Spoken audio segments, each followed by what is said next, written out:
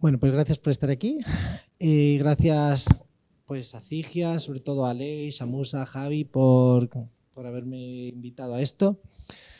En principio, la idea es que esto sea un ciclo, por eso veis que tiene un título, claro, muy ambicioso, que no podemos pretender despachar en una tarde. Es como, ¿qué le pasa a España? ¿No? Pero bueno, la idea es empezar hoy. Yo vengo aquí con ánimo, o sea, no, vengo con ánimo de ejercer como ciudadano. O sea, yo no vengo a sentar cátedra, sino bueno, pues a intercambiar con vosotros. Sabéis aquello de Sócrates, ¿no? Que Sócrates, en los diálogos de Platón, ¿cómo suena esto? En los diálogos, Sócrates siempre lo que viene a hacer es cuando alguno de sus interlocutores dice, pues yo creo que tal cosa es tal otra, pues yo pienso que la amistad es, no sé, o que la piedad tal, ¿no? Pues Sócrates siempre hace como de Pepito Grillo, ¿no? Y le dice, bueno, pero ¿tú estás seguro de eso que estás diciendo? Y entonces el interlocutor de Sócrates, que está hablando siempre como así, bla, bla, haciendo uso de la palabra como hacemos todos cotidianamente, pues de pronto se da cuenta de que a lo mejor no sabe lo que está diciendo, ¿no? Que al final así es un poco como nació la filosofía,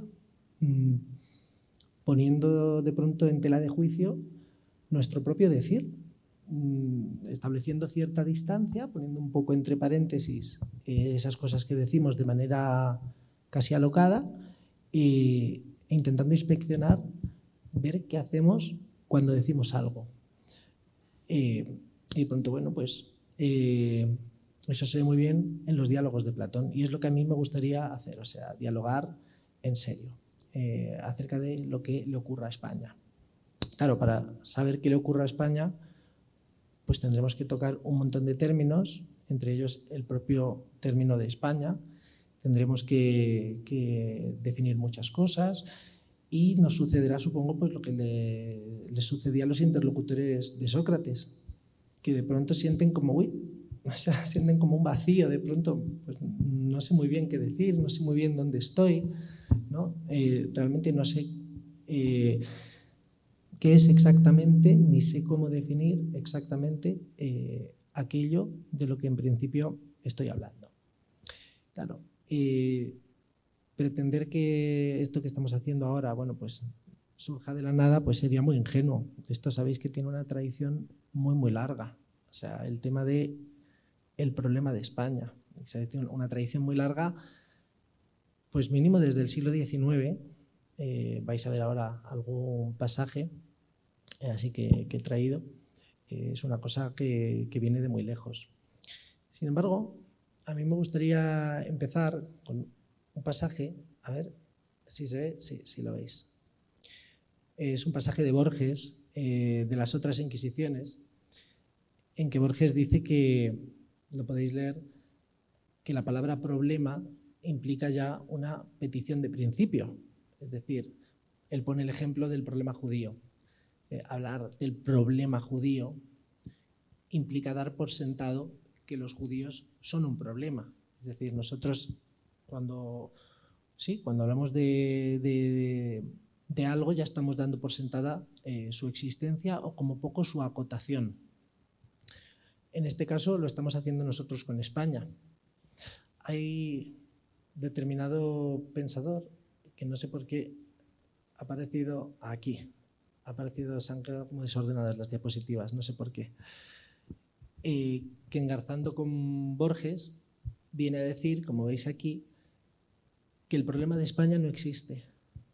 O sea, que eso que nosotros llamamos el problema de España es una cosa que tenemos, es una especie de neurosis colectiva que tenemos los españoles en la cabeza, pero que no existe ningún problema de España. O sea, España tiene problemas, pero problemas como puede tener cualquier otro país. Y lo que pasa es que nosotros, pues digamos que tenemos un conflicto, que es algo de lo que también estaría muy bien que hablásemos, un conflicto identitario muy grande, en el que estamos habitando continuamente y que vendría a ser, según Félix Ovejero, el verdadero problema. O sea, que el problema de España es una cosa ficticia. De todas maneras, he puesto esto a ver si se ve, sí, que me parece muy interesante.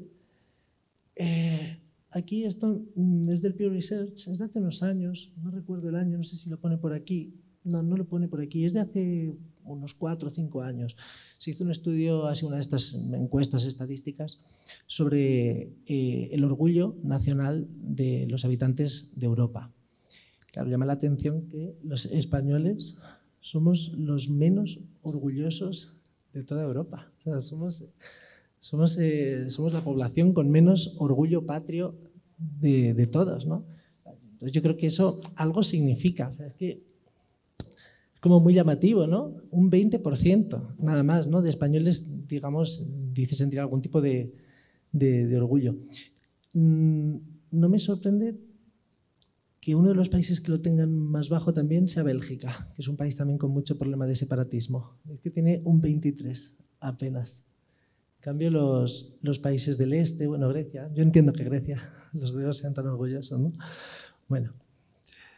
Y esto es un tuit de, hoy es 21 de ayer, 20 de septiembre. Este tuit, dije, me viene al pelo, porque aquí se ven muchas cosas. He tapado al autor del tuit por no dejarle mal. Mira, pues el debate, como siempre, ¿no? De las lenguas. Dice Gabriela Bustelo, dice, soy filóloga, traductora, tal, las lenguas regionales no son idiomas. Bueno, eso es, a ver, o sea, son dialectos. A ver, ¿qué por idioma y qué entendemos por dialecto? En un sentido político, bueno, pues no son idiomas de sociedades políticas, como puede ser el español, el francés, el inglés, lo que sea, son idiomas regionales. En ese sentido son dialectos, en un sentido lingüístico no, son evidentemente idiomas. Pero a mí lo que me interesa es lo que le dice el de arriba y la contradicción en la que incurre. España no existe, pero luego dice a las naciones que mantiene prisioneras. Es contradictorio, evidentemente. O sea, no existe, pero mantiene a otras naciones prisioneras. Tendríamos que hablar también, pues eso, de que es una nación, por ejemplo, sería uno de los conceptos que tendríamos que trabajar. Y sin embargo, dice, bueno, pero si este problema no existe, ya, ¿qué estamos haciendo aquí, no? Bueno, pues yo es que creo que sí que existe, que claro que existe ese problema. Y como yo, bueno, pues lo han creído otros muchos. Y yo os he traído aquí dos pasajes, uno de Gustavo Bueno, que es este, que me gustaría que leyeseis con atención.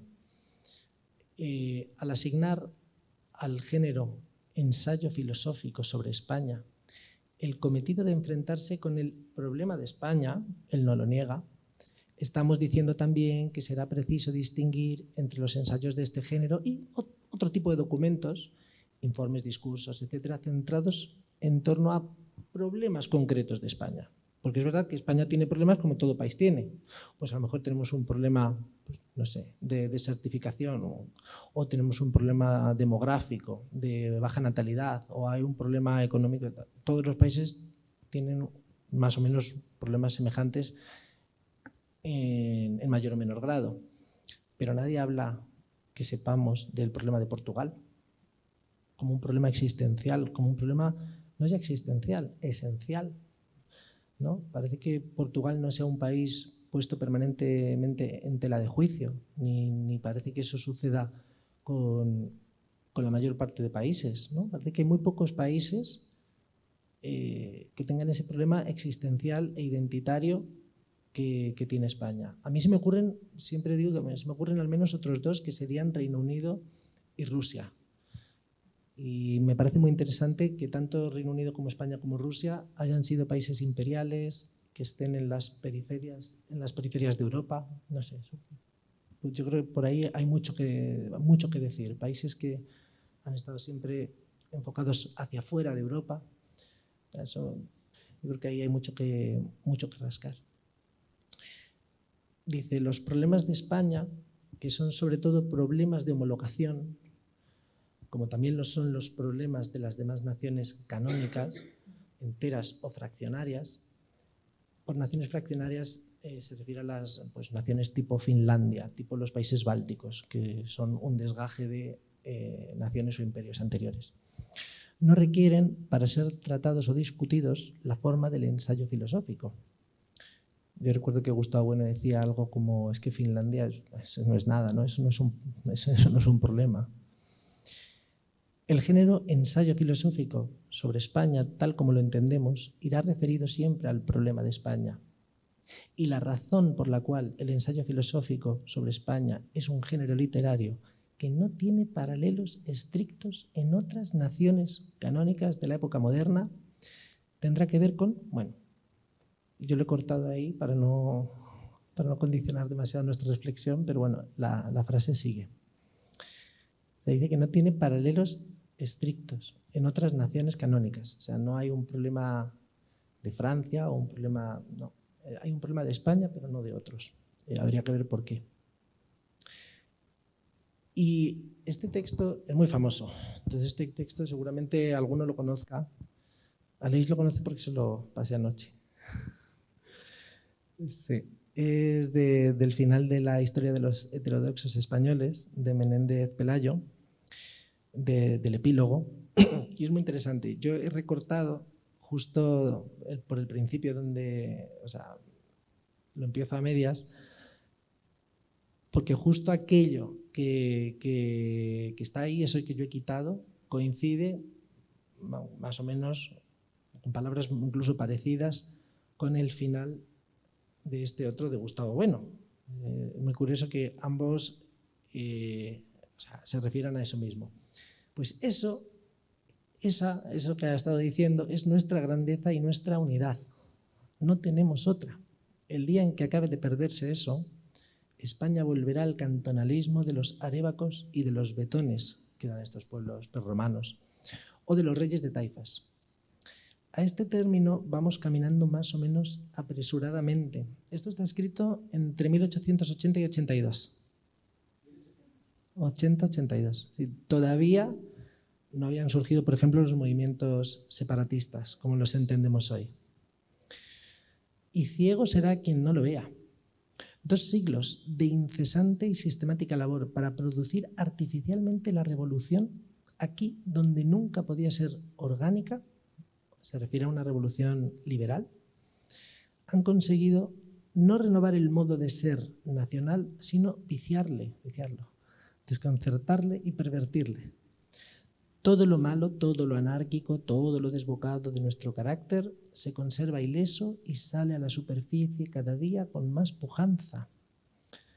Todo elemento de fuerza intelectual se pierde en infecunda soledad o solo aprovecha para el mal.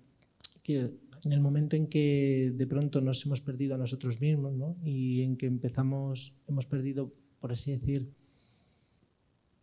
la línea, el ortograma que nos era propio, que nos era orgánico, y estamos intentando importar, ¿no? El de otros, pues de pronto no brillamos, ¿no? De pronto a España le pasa algo, viene a decir. No nos queda ni ciencia indígena, ni política nacional, ni a duras penas arte y literatura propia. Cuanto hacemos es remedo y trasunto débil de lo que en otras partes vemos aclamado. O sea, todo porque obramos desde el complejo, y esto lo dice él ya a finales del 19. Somos incrédulos por moda y por parecer hombres de mucha fortaleza intelectual. Cuando nos ponemos a racionalistas o a positivistas, lo hacemos, o sea, en el sentido francés del término, lo hacemos pésimamente, sin originalidad alguna, como no sea en lo estrafalario y en lo grotesco. No hay doctrina que arraigue aquí. Todas nacen y mueren entre 4 paredes sin más efecto que avivar estériles y enervadoras vanidades y servir de pábulo a 2 o 3 discusiones pedantescas. Bueno, pues veis que es muy contundente, ¿no? Y bueno, pues a mí me gustaría que a partir de aquí os haberos, digamos, tocado algún resorte y que vosotros lo manifestéis y que empiece nuestro diálogo. Un poco pues de manera con lluvia de ideas, casi pues de manera platónica, que cada uno empiece a pronunciarse sin ningún tipo de temor, aventurar, pues yo pienso que, a mí se me ocurre que, y que lo discutamos y que nos pongamos pegas unos a otros, porque seguramente digamos cosas muy tontas, pero podemos ir matizándonos. ¿Cómo te llamabas? Me llamo Juan. Eso. Encantado. Primero puedo decir que no estoy nada de acuerdo con Marcelino Méndez Pelayo, porque era un historiador que estableció un punto de vista tradicionalista del nacionalismo español, mucho más esencialista, ¿no? Entonces, él se retrotrae mucho atrás, en el que España es catolicismo, España es tradición. Por eso, al principio, cuando dice a ese término vamos caminando más o menos apuradamente, y luego al final dice 2 siglos de incesante y sistemática labor para producir artificialmente la revolución.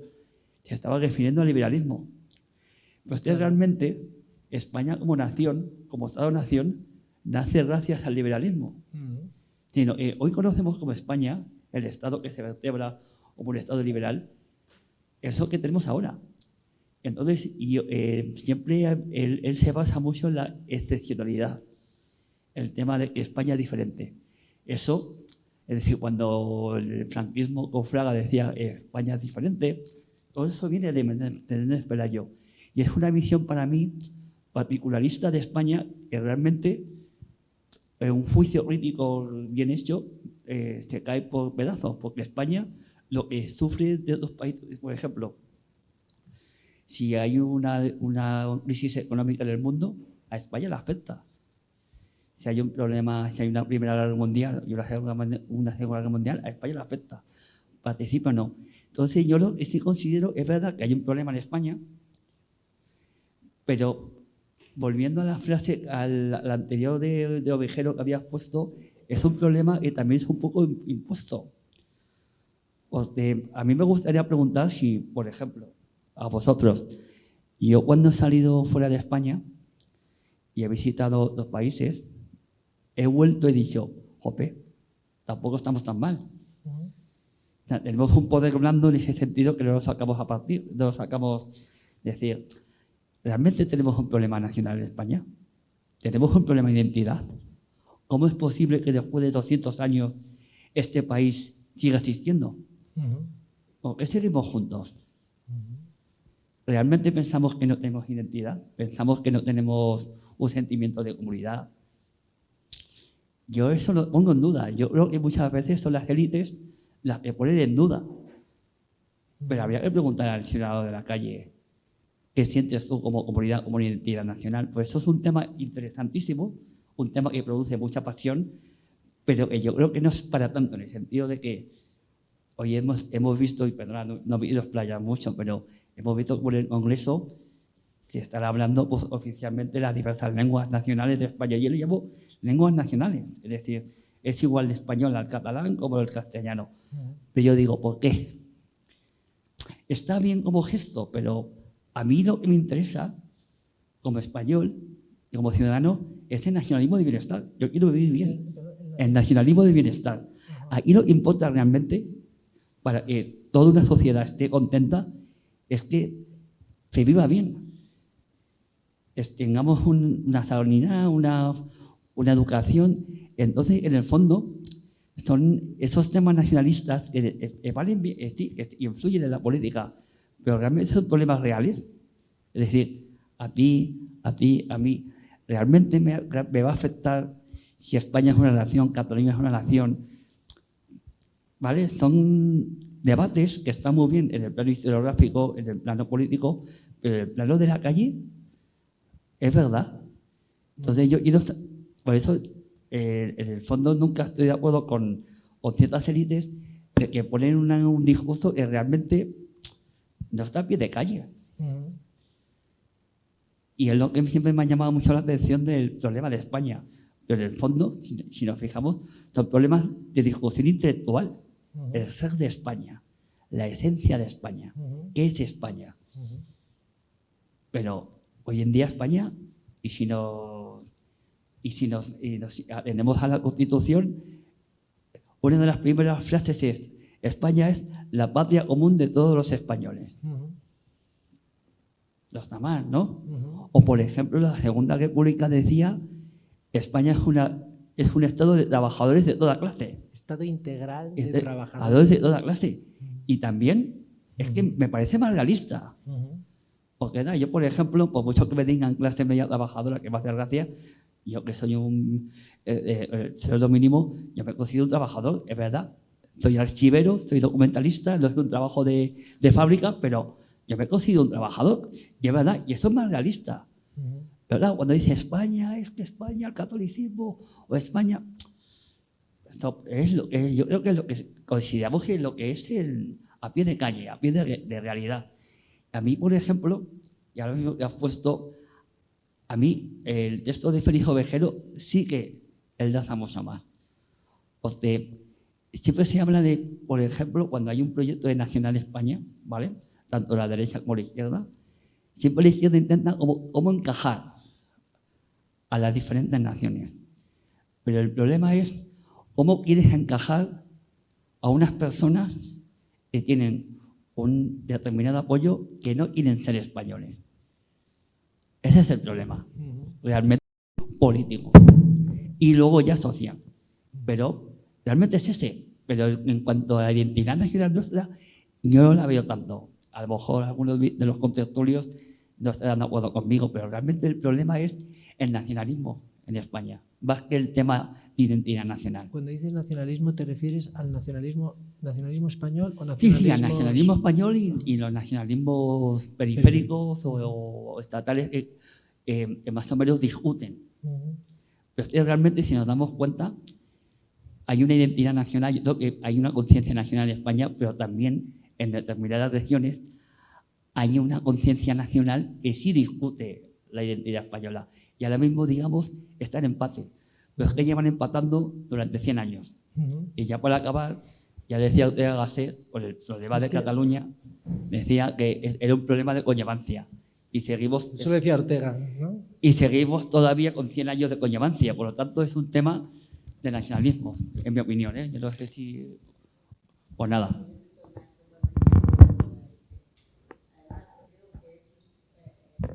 Está totalmente politizado. Sí. ¿Queréis que nos pongamos un poquito para que nos veamos las caras? Para que no nos quede el cuello. Damos la bienvenida. ¿Cómo te llamas? Marta Carretero. Bienvenida.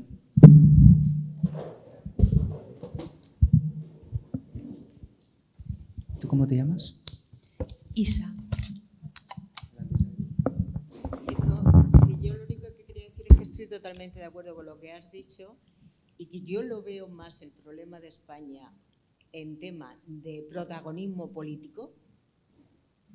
Veo una España subvencionada, que si quitáramos las subvenciones se aclararían un poquito más las cosas y que en realidad lo que necesitamos, lo que tú has dicho, lo de la vida común, o sea, buena educación, tener seguridad, vivir, queremos vivir bien, pero hay que trabajarlo para vivir bien. Y eso con la política se distrae. Yo veo que está demasiado politizado el tema.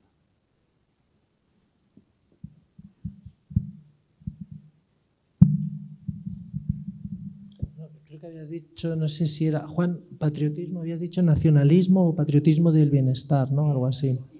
Vale. O sea, yo creo que has dicho cosas muy interesantes, me parece que has dicho muchísimas. O sea, yo creo que has hablado desde una perspectiva liberal, o sea, yo creo netamente liberal. Y, corrígeme si me equivoco, cuando has hablado de esto que lo has destripado, que decía Menéndez Pelayo, ¿no? Que esos puntos suspensivos anteriores, que eran el catolicismo, he dicho, claro, es que él está hablando de una manera esencialista, tal. A mí me lo parece sobre todo por las palabras siguientes, cuando dice es que tenemos un carácter, es que somos unos no sé qué, somos imposibles, ¿no? Que eso también lo decía mucho el franquismo, ¿no? Decían los españoles que hay que atarlos corto porque tal, ¿no? Un poco para justificar su autoritarismo. Pero a mí lo que dice Menéndez Pelayo en relación con el catolicismo, en cambio, no me rechina. Porque yo no creo que él lo diga, eso es lo que digo, que me corrija si me equivoco, yo no creo que él lo diga prescribiendo que España deba ser católica o que los españoles deban ser, que él aparte lo creía, él creía que debían serlo, porque él era católico, tradicionalista, etc. Yo creo que él, pero ahí lo que él hace es describir lo que había sido. Y es verdad que era una sociedad constitutivamente católica en la que encajaban muy mal los postulados liberales. Y cuando dices, es que ¿qué es España? No es tan difícil, esto es una neurosis nuestra, ¿no? El problema de España no existe, España es un país, un estado, tal, no sé qué.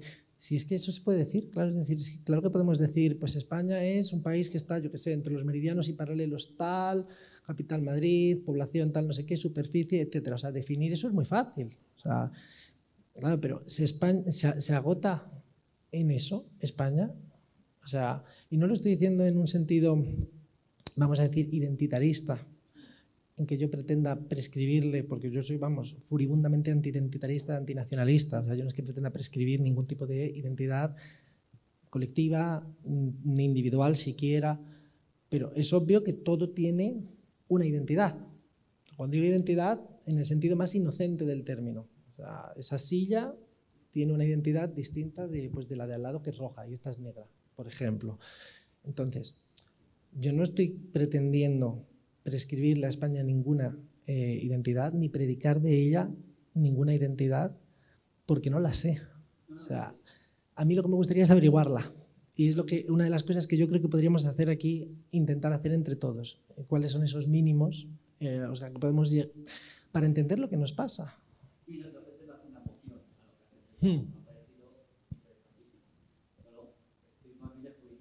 Sí, lo sé, claro. No, sí, encantado. Y te iba a decir más cosas, lo que pasa es que no recuerdo exactamente, pero sí has dicho un montón de cosas. Sí.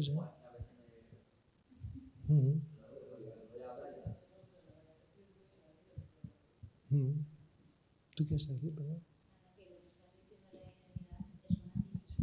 No. ¿Por qué es romanticismo? Perdón. Porque es lo que se habla del espíritu del pueblo, el origen de los pueblos y cómo somos y cómo venimos y cómo tal. Tú, como tú bien dices, ¿en qué momento empieza? En el siglo XIX. En el siglo XIX estaba esto recorriendo toda Europa. ¿Qué le pasa a España? Empieza a perder colonias. Es un país de mestizajes. Bueno, estamos hablando todavía del imperio. Es todo mestizo. Entonces, cuando se empieza a ver vamos a buscar ese origen, cómo somos, cómo nos sentimos como tales, ¿cuándo empieza a hacer aguas? Es que tenemos que olvidarnos de eso. Ahora estamos en otra cosa. Ahora somos un territorio con unas leyes que tenemos que cumplir todos y tenemos que buscar el bienestar de todos. Y lo único que hace esto es separar, dividir, crear esas identidades de yo me siento, yo me creo, yo tal, y tengo más derechos que tú porque yo soy así. Y es superior y es cronológicamente anterior. Eso no es así. Y esto me parece que es eso, es abrir un melón. Pero yo no incurro en eso. Al revés, yo creo que eso que estás describiendo, que empezó en el siglo XIX, ese identitarismo, precisamente lo que hace es barrer lo que vendría a ser una verdadera identidad de España.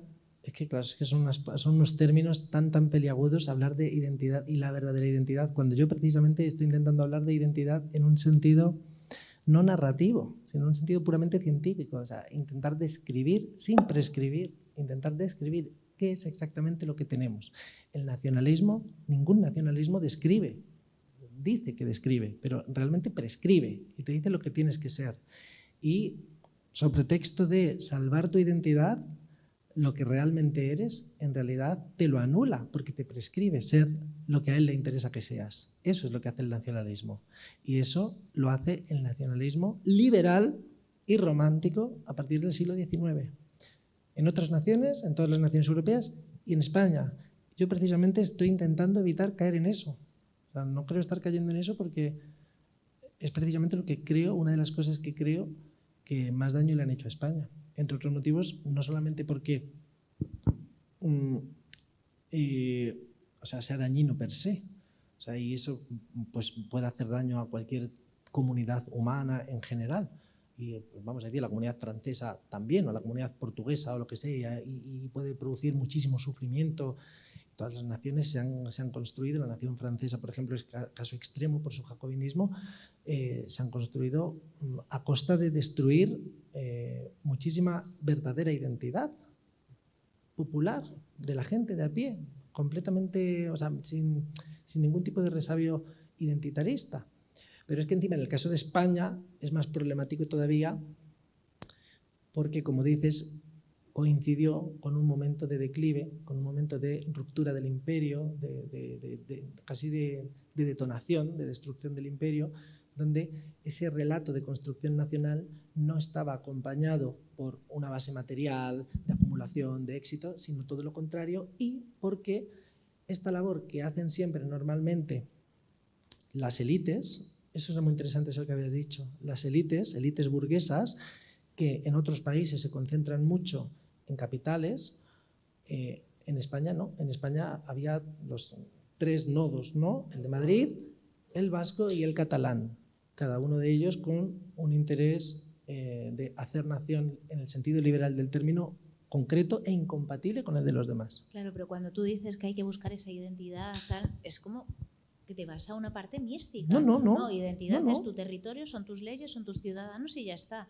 Eso es lo que te conforma como país y ya está. No hay que buscarle más mística, no hay que mirarle nada más. Pero si yo no lo considero algo místico. O sea, yo no hablo de identidad en un sentido místico. Yo he dicho que esa silla, rotulador, pues tienen identidad. Entonces, el problema de que es España me parece, pues, lo que dice Félix Ovejero. Es que parece que tengamos una especie de pecado original que no existe. No, tenemos nuestros problemas como todos los países, pero no tenemos un problema existencial. A mí no me chirría mi identidad como española. A otra gente a lo mejor que le hayan podido, pues eso, esa identidad esencial, cronológica, que hemos estado pues sometidos, tal, no sé qué, pues bueno, vale. Pero es que no tenemos que salir de eso, porque si no, no se avanza. Una cosa es lo que te ocurre a ti y otra lo que les ocurre a otros. O sea, claro, pero ahí estamos ya entrando en los nacionalismos, por eso es que no hay que salirse de eso. Si yo soy el primero que quiere salirse de eso, pero es que esto es así. O sea, somos un país acomplejado, una sociedad acomplejada.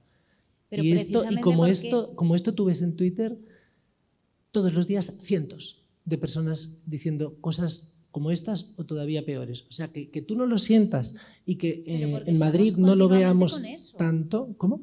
Porque estamos continuamente con eso, con que es sí, España, si no estoy claro, sí, claro, pero es que eso forma parte del problema.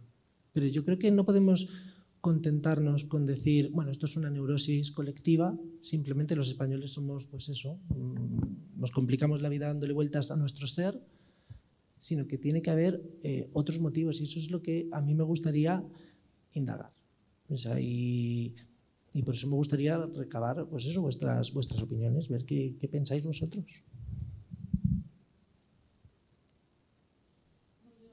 A ver, buenas tardes, yo soy francesa. ¡Anda! Buenas tardes. Llevo 30 años aquí, 31, ya no me acuerdo, no sé cuál es esto.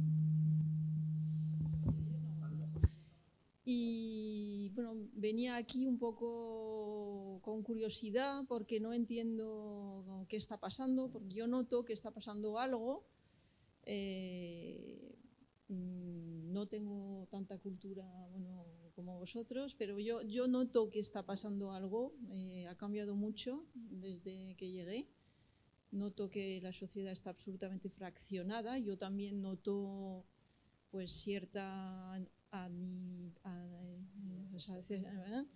hacia pues algo de gente que no me gusta y no sé lo que está ocurriendo por eso.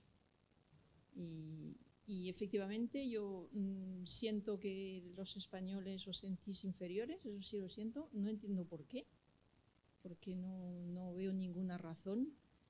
Y en mi país esto no ocurre, pasa. ¿no? Entonces, o sea, lo del nacionalismo, todo esto, pues cada región tiene sus cosas, todo el mundo está orgulloso de ser de un lugar y no pasa nada. Pues quería ver qué está pasando. ¿Qué se os ocurre?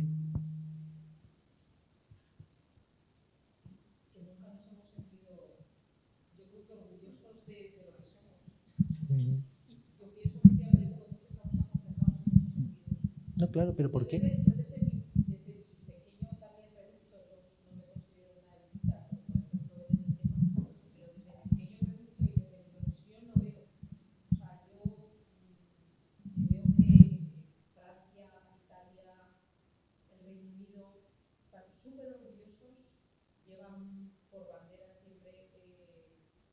todas sus cosas, su artesanía,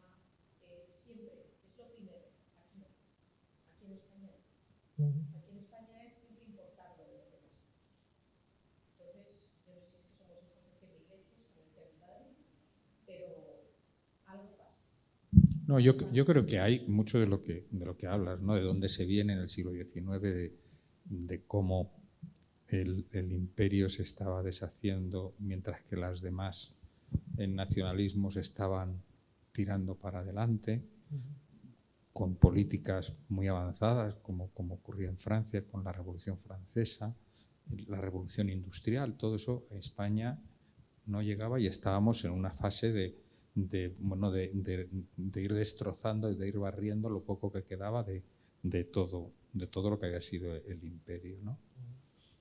No sé si es por eso, luego por todos los desastres que nos han ocurrido durante en la primera parte del siglo XX, es que vamos de desastre en desastre, si es desastre con los reinados, con la guerra de Marruecos, con la dictadura de Primo de Rivera, luego se da un paso hacia adelante con la Segunda República y en los 4 años. Luego pasamos una posguerra terrible durante 15 o 20 años, donde hay 2 o 3 o 4 millones de personas que tienen que emigrar. Nosotros, los españoles, hemos sido los sudamericanos que vienen ahora por aquí, los árabes hemos sido todos los que hemos alimentado Europa durante 20 o 30 años, en los años 60. Entonces, claro, eso es muy difícil. Éramos físicamente incluso mucho más bajitos que todos. ¿Sabes? Todo eso se está corrigiendo, pero yo creo que faltará 1 o 2 generaciones. Y ahora viene el problema de los nacionalismos. Todos los países lo tienen, todos, ¿no? Los italianos. Ayer oía con esto de que las lenguas que están hablando de dar oficialidad a las lenguas al euskera, al catalán y el gallego en Bruselas, que me imagino que no se hará.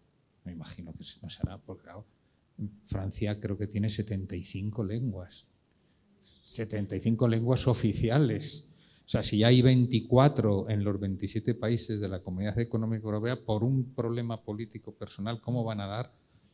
Bueno, han dicho, vamos a empezar por el catalán, para decirles que no, pero es que no, abrir ese melón sí que se convierte en una torre de Babel absolutamente ingobernable. Pero sí, yo no sé las razones por las que, no sé si es toda esa historia por la que venimos de fracasos y de los malos representantes y gentes que hemos tenido durante los reinados durante tanto tiempo, ¿no? Pero eso es un hecho. Yo he viajado toda mi vida por el mundo y lo veo absolutamente clarísimamente, ¿no? Yo recuerdo, y lo he contado muchas veces, hubo en el año 2000, bueno, el 2005-2006,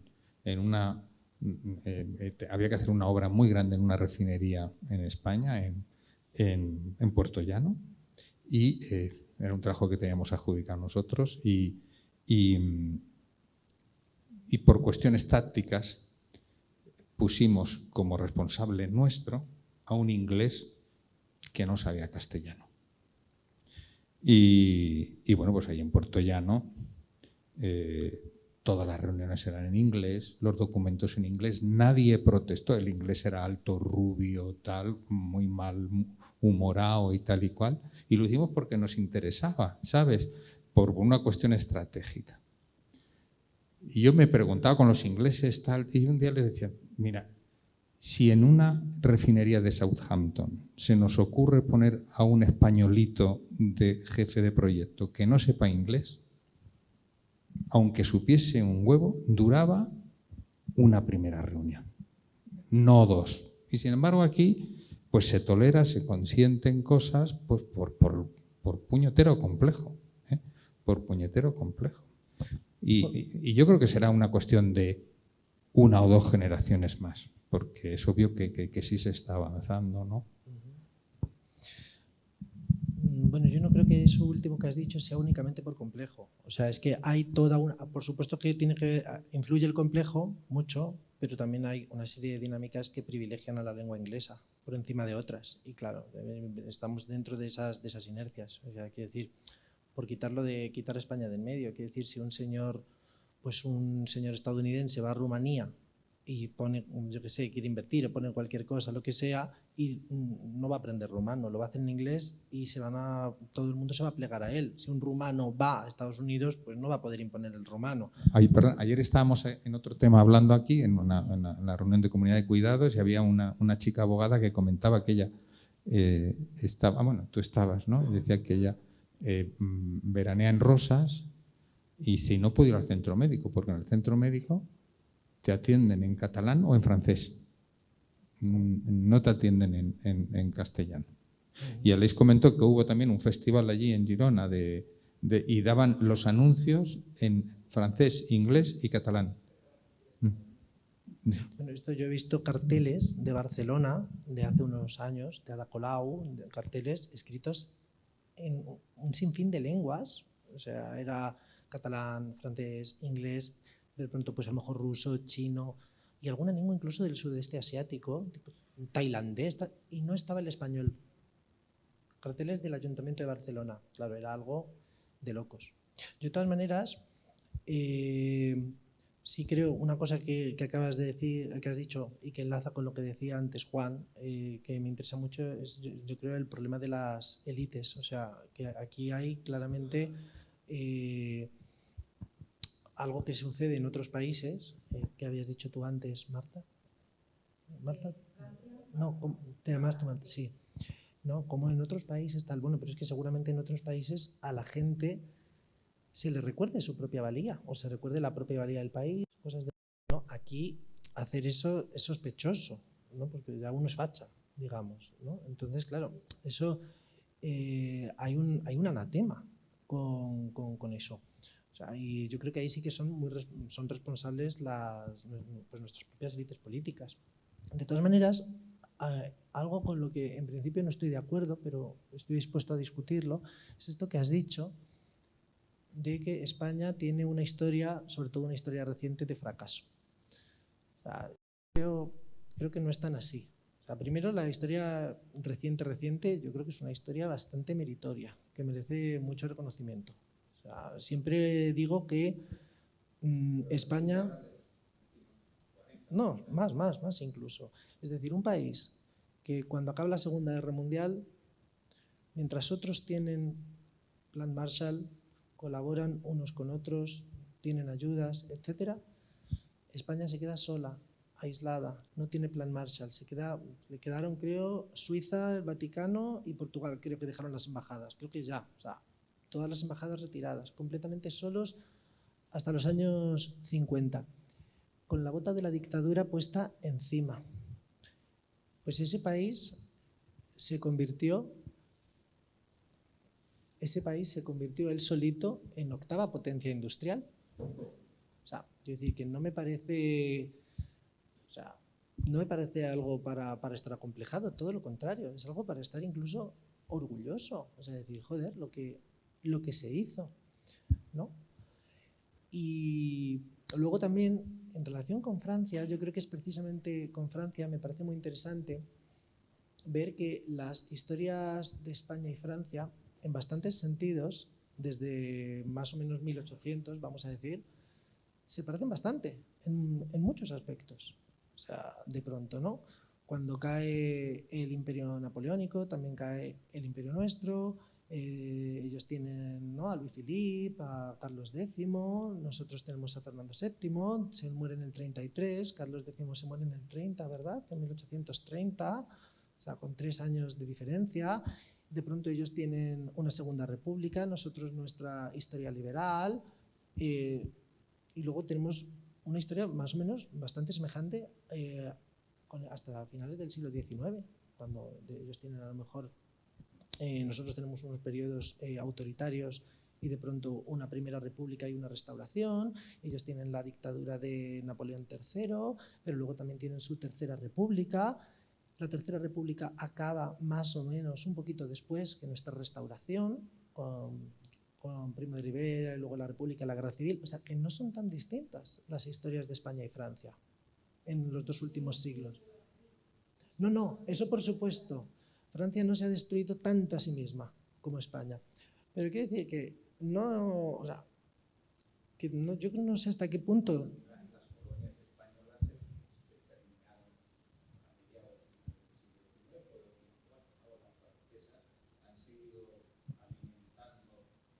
Ah, sin duda, claro, claro. Claro, pero porque España es el último imperio de la modernidad. Francia e Inglaterra son imperios contemporáneos. O sea, completamente España era un imperio católico mercantil. Francia e Inglaterra han sido imperios capitalistas, o sea, y mucho más recientes. Claro, eso al final marca el haber tenido, y además han tenido España, o sea, el imperio español estalló por los aires. En cambio, el imperio francés y el británico tuvieron demoliciones controladas, con un proceso de descolonización que en realidad fue una casi criptoneocolonización, ¿no? Y pues Francia mantiene una influencia enorme, ¿no? En África, el Reino Unido tiene ahí la Commonwealth, ¿no? Y siempre han logrado más o menos pues salvar los muebles, cosa que a nosotros en ese sentido no nos ha ocurrido. Pues, tanto más mérito, digamos, ¿no? Pero es que yo creo que ese malditismo que tenemos, es que, ¿y Alemania? O sea, Alemania, ¿ha habido régimen más criminal que el nazi? Pues seguramente no, o muy pocos, y sin embargo no parece que los alemanes tengan un complejo particular. No, eso es una cosa que ocurrió ahí y ya está. O sea, nadie identifica. Por supuesto, pero no se identifica a Alemania con el nazismo. Mientras que sí que se identifica, ni la idea de Alemania, cuando curiosamente la génesis de la idea de Alemania y del nacionalismo alemán sí que está en la base del nazismo, ¿no? Mientras que sí que hay una identificación constante de España, Franco, España, franquismo, Franco, Franco, ¿no? Sí, eso sí que existe. Y es que no nos libramos de eso también porque se está manteniendo, porque interesa, porque hay gente a la que le interesa mucho mantener eso. ¿Pero a qué élites políticas y por qué? ¿A cuáles?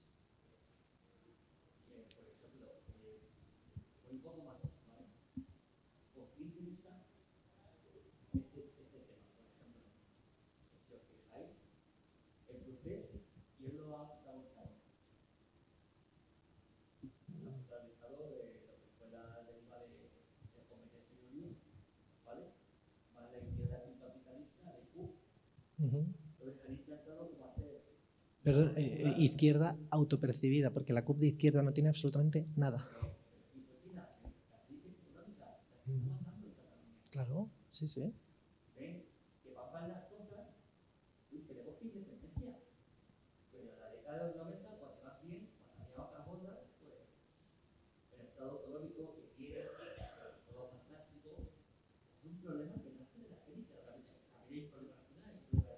Pero las élites catalanas en los años 90 se quejaban igual, ¿eh?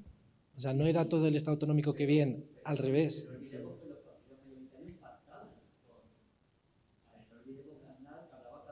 Sí, sí, sí, sí. Sí, sí. Claro. ¿En el grado en que nos ocurre aquí? Yo creo que no.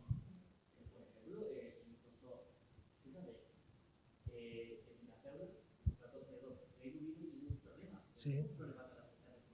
Sí, sí. No, pero lo tiene también. Por eso yo decía antes que Reino Unido, y decía Rusia, España y Reino Unido, que a mí me parece...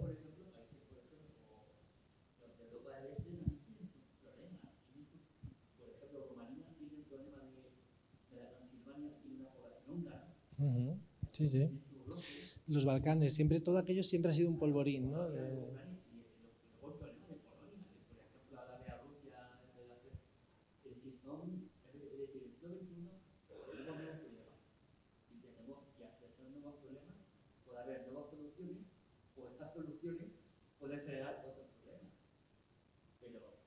¿Podrías enunciar el problema más o menos exactamente al que te estás refiriendo y decir qué solución impugnas y cuál postulas? Por ejemplo, o cuando has dicho esto de... Parece que estés aludiendo a problemas como...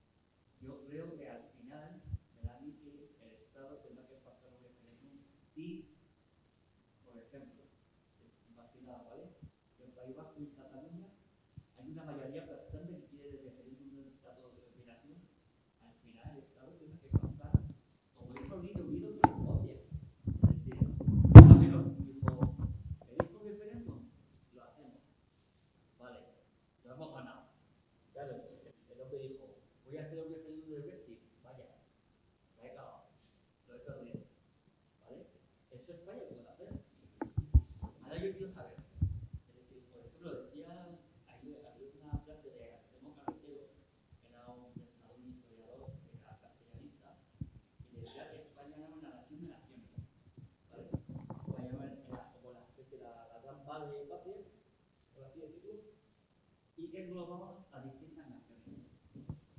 Ujú, Pero eso no lo deja. Es decir, incluso hasta la Constitución española no refleja. ujú. España está formada por nacionalidades de regiones. Pero no las cita. Es una cosa que está ahí dicha, pero no dice ninguna. Claro, Dice nacionales y regiones. pero lo pensaron muy bien. Es que yo también estuve, bueno, pero ahora en España, estuve en una conferencia y estaba uno de los padres de la Constitución, era Gregorio Peterrada. Y uno me preguntó, pero cuando dicen nacionalidades y regiones, están reconociendo que España tiene nacionalidades culturales, sí, pero la acción política, porque todos los nacionalismos aspiran a tener un Estado. Claro. Cataluña quiere ser como España. País Vasco, es decir, el País Vasco quiere ser como España. Ellos ya son, no es que sean como España, es que ellos son España, tienen a España. Lo único que quieren es privatizar un pedazo de España y quedárselo ellos. Pero ellos no quieren ser independientes, porque ya son independientes, pero lo son con los demás españoles. Porque ellos no dependen de nosotros, somos todos ciudadanos iguales. O sea, somos en todo caso interdependientes. O sea, no hay un grupo de catalanes sometido al resto de españoles. Claro, que ellos no quieren independencia. Dicen que quieren independencia porque es una palabra que suena muy bien. Ellos lo que quieren es segregación, es extranjerizar a otros en una región del país. O sea, no quieren independizarse porque no existe dependencia, no hay una relación de dependencia que se pueda rescindir. Entre ciudadanos somos todos iguales. O sea, sí. Vamos a independizar, pero seguiremos estando en la Unión Europea. No, claro. Una vez que se separa, el constituyente independiente, si quieres volver a entrar al club, tienes que contar con todo el apoyo unánime de los Estados miembros. Claro, me imagino que España no estaría muy a favor. A lo mejor sí. Pero yo quiero saber. Es curioso porque si dicen eso es que tampoco quieren ser independientes porque pretenden seguir dependiendo de una instancia distinta superior que sería la Unión Europea. Pero tiene una vocación independentista. Sí, sí, Histórico. claro. Pero esto es muy pragmático. Y el PNV, por ejemplo, si hacemos una valoración del nacionalismo vasco de interés nacionalismo vasco, comparado con el nacionalismo catalán, siempre han sido más leales por el Estado. Pero ¿Siempre han sido más? más leales por el Estado. Siempre han tenido una relación más bilateral en este sentido. Pero claro, ¿realmente tiene que ser el PNV independiente? Esto es como dicen, ¿no? Que el PNV ve la independencia como el cielo, ¿no? Contigo, pero sí. Y esto es un poco político. Y en el fondo es un poco de intentar poder más competencias, intentar todo esto de las lenguas, es un poco también, es un poco la guerra de los partidos mayoritarios, intentar como ganar el discurso.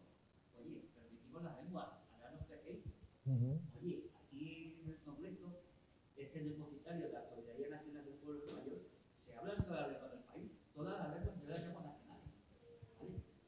Entonces es como decir, ahora ya no podéis decir tanto.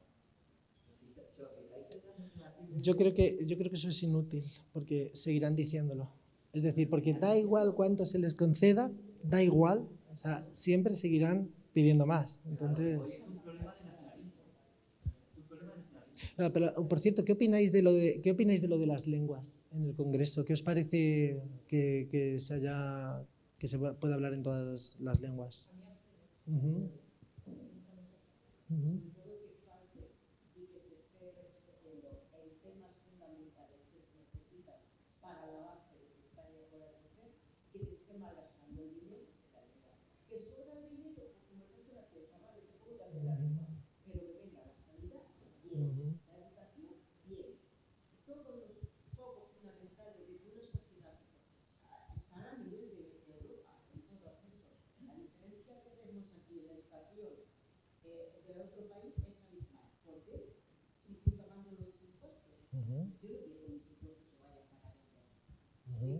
Ya, pero a lo mejor otros sí quieren. A lo mejor otros sí quieren. Y a lo mejor a ti te interesa otra cosa que no interesa a otros, yo qué sé.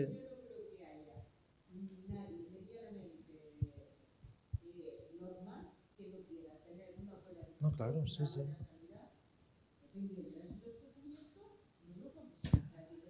No, por supuesto, pero te dirán que eso es el chocolate del loro, que es muy poco dinero, etcétera. O sea, yo no creo que el problema sea el dinero. O sea, yo no estoy de acuerdo con la inclusión de las otras lenguas en el Congreso por una serie de motivos. O sea, no estoy de acuerdo. Sí.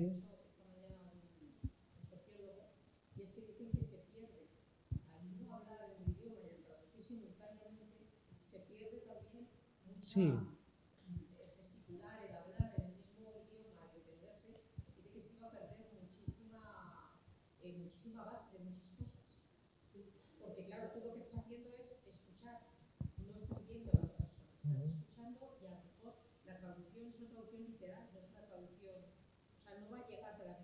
De hecho, lo que es la interpretación así oral no va a ser oficial, no va a tener valor. O sea, lo oficial será únicamente lo escrito y revisado. Pero en el debate, los diputados en el momento se van a tener que basar estrictamente en lo oral, con lo cual eso puede desfigurar el debate. No sé, a mí personalmente no me parece bien, porque creo que, primero que parte de una premisa falsa, y es que hay unas lenguas que sean más de unos españoles que otras. Yo sí entiendo que todas las lenguas son lenguas, por cierto, nacionales, y creo que, vamos, yo de hecho, esto es un tema colateral, adyacente, yo creo que todas las lenguas deberían ser administrativamente oficiales en el mayor grado posible en toda España, o sea, de manera que cualquier ciudadano pudiese, si quiere dirigirse a una administración de otro sitio tal en su lengua, pero se sienta más cómodo, lo que sea tal, yo con eso no tendría ningún problema. Ahora bien, sí que creo que en el Congreso, o sea, no son los diputados los que tienen un derecho primario, en este caso a expresarse en una lengua. Ellos tienen un derecho, entre muchas comillas, derivado de su condición de representantes de aquellos que sí que somos sujetos de derechos y que somos los ciudadanos, solamente nosotros. Y yo creo que entre esos derechos, claro, no está consignado en ningún lado, porque nunca nos habíamos visto en esta tesitura, pero yo creo que somos los ciudadanos los que tenemos derecho a entender a todos nuestros representantes y a entender lo que se está diciendo ahí. Entonces, en el momento en que no lo estamos haciendo, son nuestros derechos los que se están atacando, ¿no? Vamos, al menos yo lo entiendo así. O sea, yo no tengo ningún problema con las lenguas.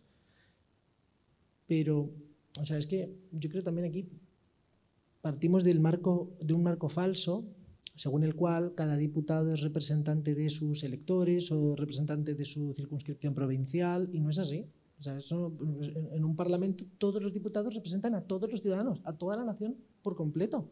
Entonces no puede ser que a mí uno de mis representantes, teniendo una lengua común conmigo, me esté hablando en otra. O sea, eso es lo que a mí me parece mal. Ay, ellos lo hacen claro, ellos lo hacen por lo que lo hacen, o sea, no lo hacen porque no, yo es que me siento más cómodo en mi lengua y entonces menoscaba mi capacidad de expresión o de representar a mis... No, o sea, no es... Además, o sea, sabéis que tal y como se ha diseñado, solamente va a haber traducción al castellano, no va a haber traducción de las lenguas regionales entre sí. O sea, es decir, que cuando... No. Ah, bueno, eso ya no lo sé. Pero quiere decir que cuando habla, pues, Aitor Esteban, habla en vasco, a Rufián no se lo traducen al catalán, se lo traducen en castellano. O sea, y viceversa. No, pero si es que ahí están demostrando que es la lengua común. Entonces, ¿no? O sea, es que no... Esto seguramente para la mente francesa es incomprensible, ¿no? Sí.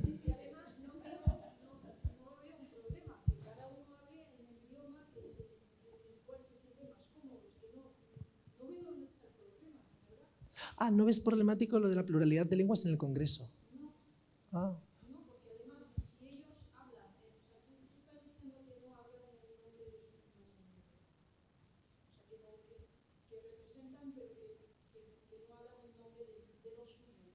No, un diputado habla, el diputado representa a todos.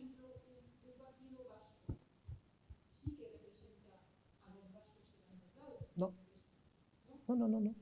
Todos los, o sea, en el Senado sí, en el Senado.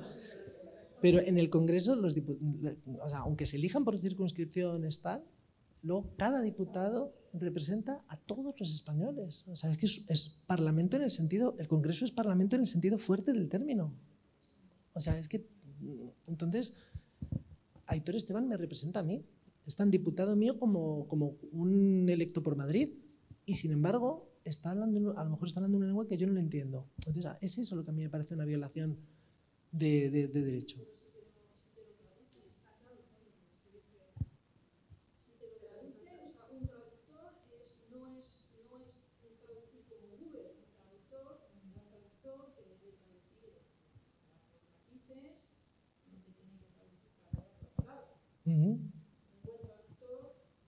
Sí.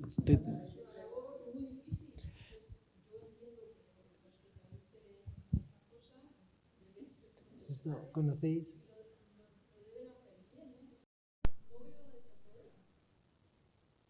¿Conocéis esta expresión inglesa, ¿no? Que es el título de la película Lost in Translation? Que se usa además en inglés. Pues muchas veces nos hemos perdido en traducción, decimos Lost in Translation. O sea, que siempre hay algo que se pierde en la traducción y que de hecho, tal y como lo han legislado, reglamentado, y de hecho todavía está reglamentándose, ya digo, lo que es las intervenciones orales, no, las traducciones, perdón, las traducciones simultáneas de las intervenciones orales no van a tener validez oficial. O sea, tendrá solamente la transcripción ya corregida. O sea que, vamos, yo creo que al final...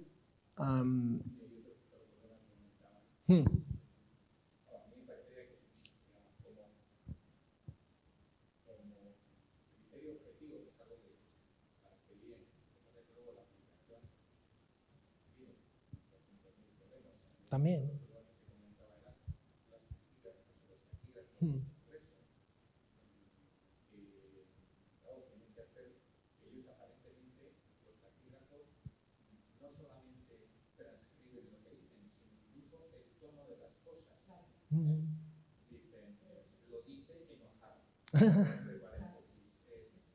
Lo remarca con requintín.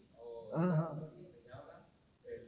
Como el traductor va a ser un tío pues con un nivel de el traductor no pone el tono como uno que dobla una película, ¿no? Si el otro se enoja, el tío habla la misma intensidad. O sea, los taquígrafos...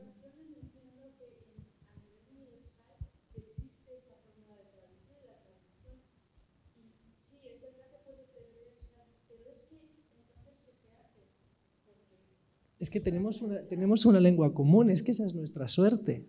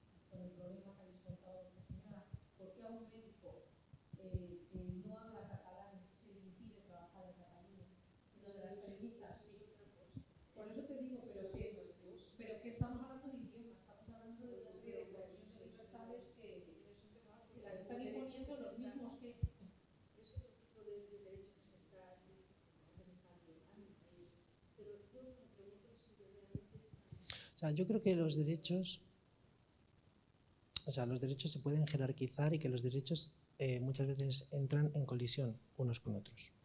O sea, por ejemplo, el derecho de admisión. A mí me parece muy buen ejemplo.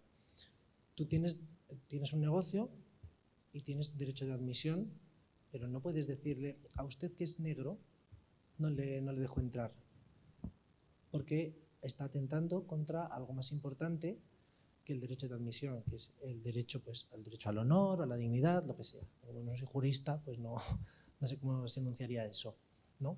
Entonces, yo tengo más derecho a entrar en esta tienda, aunque sea suya, que usted a impedirme hacerlo. Y dice, bueno, pero si es que la tienda es suya. Bueno, la tienda es suya porque el Estado, las leyes, etcétera, le han dado una licencia que implica una serie de condiciones. O sea, no es suyo de manera prístina, primigenia, de pronto porque la fundó, de pronto se la encontró. No, es porque está dentro de un entramado legal, dentro de un espacio público, del que la tienda es un recorte de espacio privado, etcétera, ¿no? Entonces yo creo que los derechos ahí se pueden y se deben, por no hay remedio, se tienen que jerarquizar. En este caso, yo creo que tiene que primar el derecho de los representados a entender a nuestros representantes, que es un derecho primario que tenemos como ciudadanos, sobre el derecho, entre comillas, derivado de su condición de representantes que tienen los diputados. Pero es que además yo creo que es lo que decía antes, que creo que estás partiendo de una premisa falsa, y es que conocen peor la lengua castellana. No la conocen peor, la hablan perfectamente. Pero es que si no sucediese eso, que no la hablasen perfectamente, la solución no sería el usar otra, sería hacer que se hablase correctamente. Pero yo creo que eso ya está logrado, ¿eh? O sea, yo no veo... Mucho, mucho, mucho, mucho.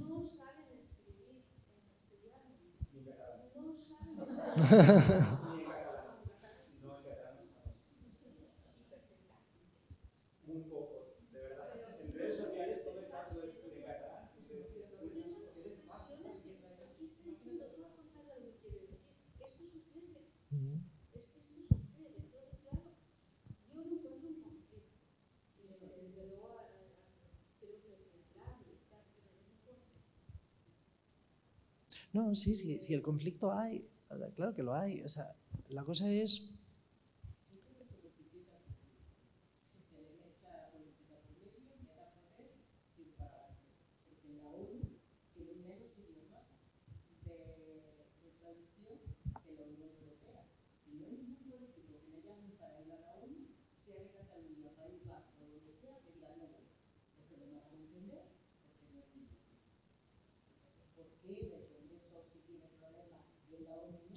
Yo creo que lo usan pues eso como seña de identidad, como hecho diferencial. Es simplemente yo, o sea, no quiero compartir espacio público contigo, tengo que justificarlo de alguna manera. La justificación es que soy diferente. ¿Y por qué soy diferente? Por esto. Este es mi hecho diferencial. No tengo un hecho diferencial racial, no tengo un hecho diferencial religioso. O sea, ¿a qué me agarro? Al idioma, ya está. Entonces, ya está. Y es... Pero mira, yo que he vivido en el País Vasco, vasco hablan muy pocos. Muy poca gente. Hablan 4 cosas y ya se piensan, hablan muy poca gente. Es un idioma que no se utiliza, es muy complicado. Y las castolas han intentado ya, pero se habla muy poco. Muy poco. Sí. Que siendo tan importante la lengua, son más diferentes, nunca nos piensa a España en el vasco, mucho más que luego en Cataluña. Pero siempre ha sido más. Y realmente no hablan entre ellos en castellano. A mí sí me ha parecido eso. Sí. Porque en Cataluña todos apuntan, y la lengua vehicular en la escuela, y la lengua, o sea, tienes que sí o sí.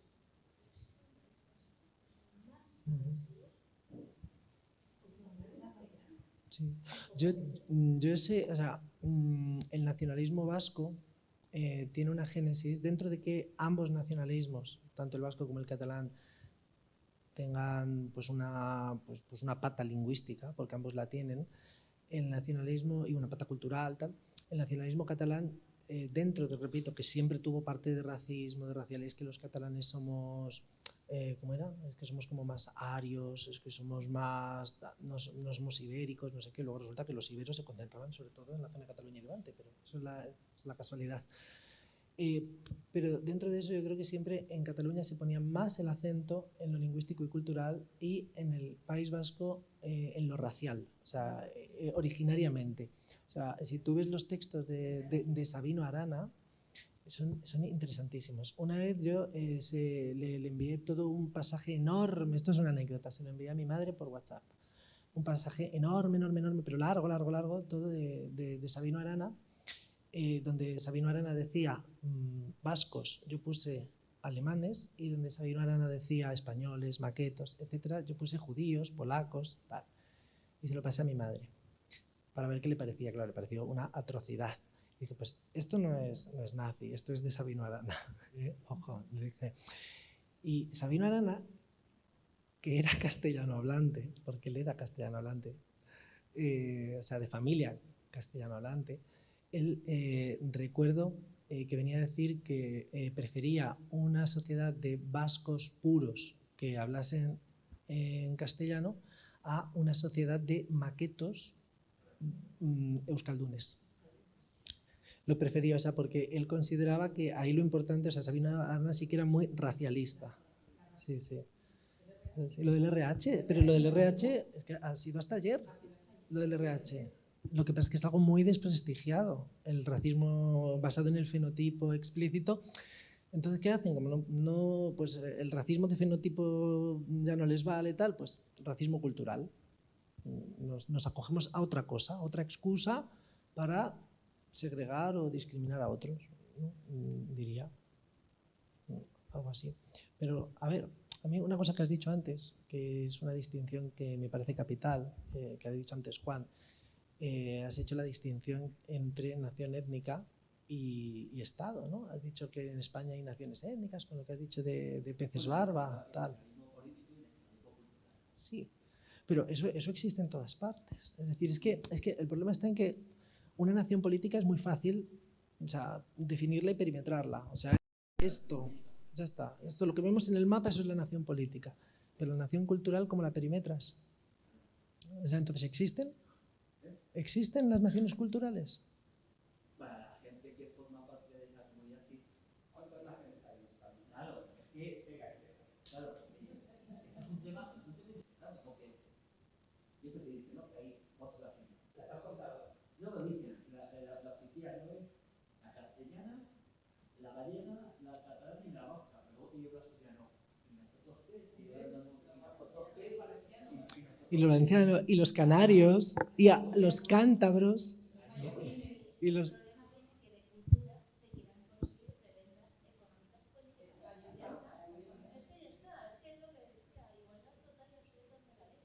Sí.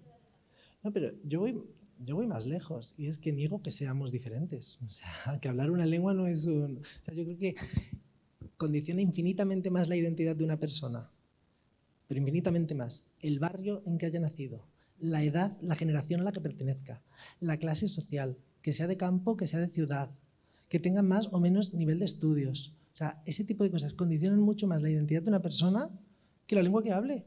O sea, es que tiene mucho más en común un treintañero de Madrid y un treintañero de Barcelona tienen mucho más en común seguramente entre sí, en lo que es incluso en referentes culturales, en mentalidad, etcétera, que cada uno de ellos con un paisano de 90 años que viva cerca de ellos. O sea, es que tienen más en común. O sea, ¿qué determina más la identidad? O sea, ¿por qué el tótem de la lengua, por ejemplo? Porque es lo único que es distinto. Y porque tiene el prestigio de lo cultural. Y claro, cuando algo tiene prestigio, pues es muy difícil, ¿no? Y es que es cultura, ¿eh? La lengua, ojo, no es como la raza, ¿no? Es que la lengua es algo prestigioso, es algo noble, es algo bueno per se, ¿no? Etnonacionalismo. Sí.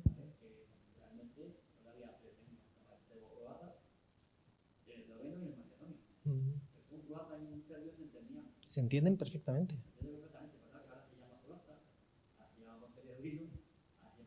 Pero es la misma lengua. Más, sí.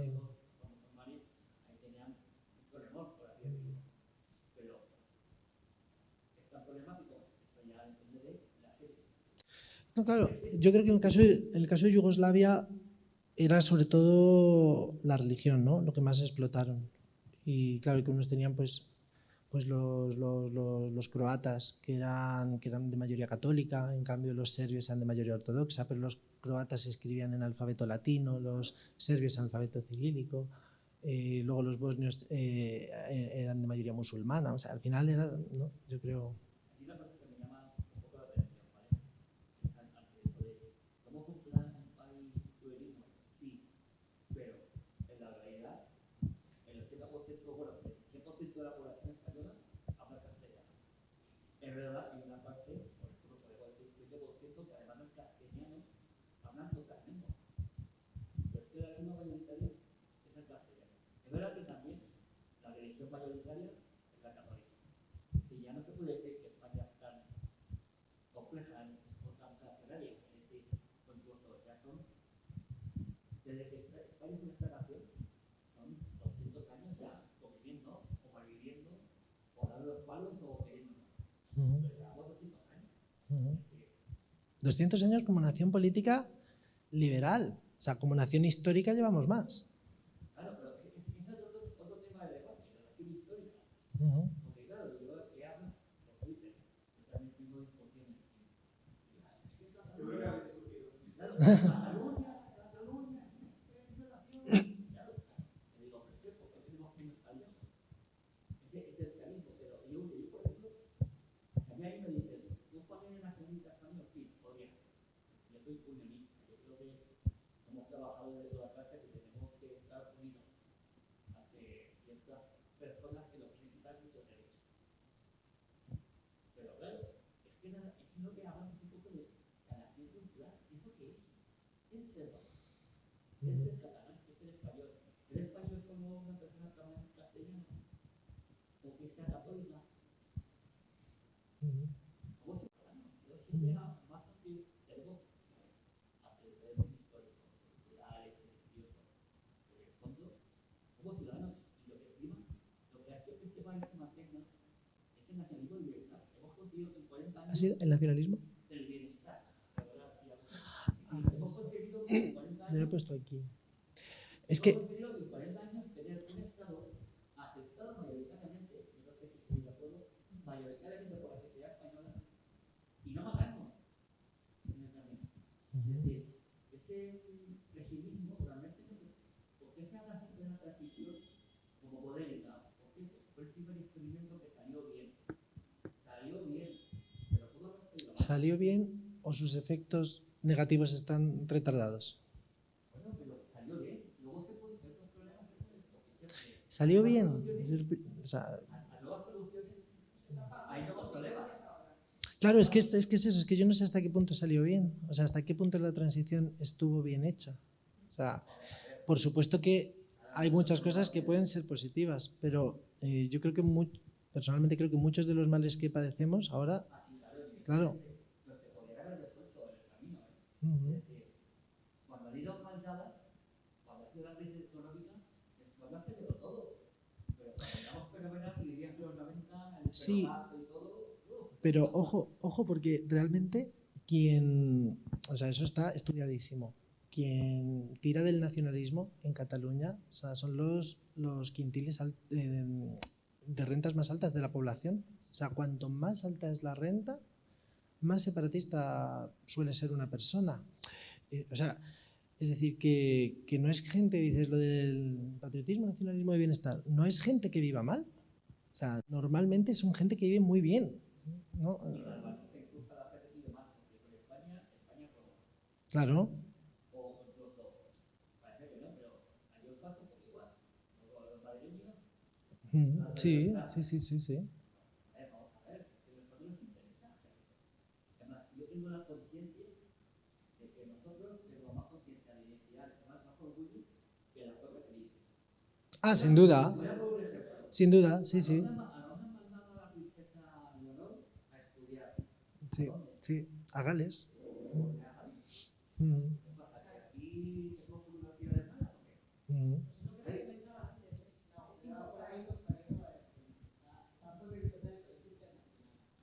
Si España ha tenido la oportunidad, y eso lo digo que lo sepa, de crear un colegio internacional en el norte de España, y no ha habido ninguna unión de empresa ni nada que lo haya creado.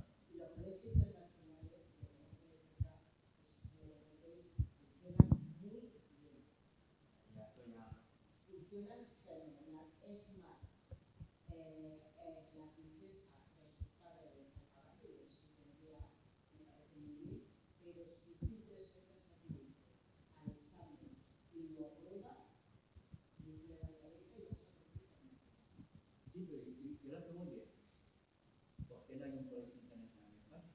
A mí también me rechina, ¿eh?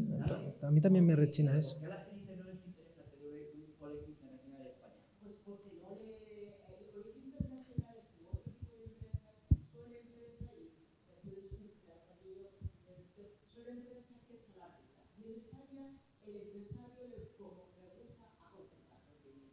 Y ahí sí que no. Ahí en un colegio internacional es mucha inversión y a largo plazo. Sí, y claro, estuvo a punto de hacerse en el norte exactamente. Cuando yo lo leí, ahora sé que no voy a decir el nombre, sé que hay un colegio además de Madrid que está intentando también. Es más, acaba de hacer un parque que tiene un frase que no lo escribí y dice, oye, proponerlo, que tengamos uno en Madrid.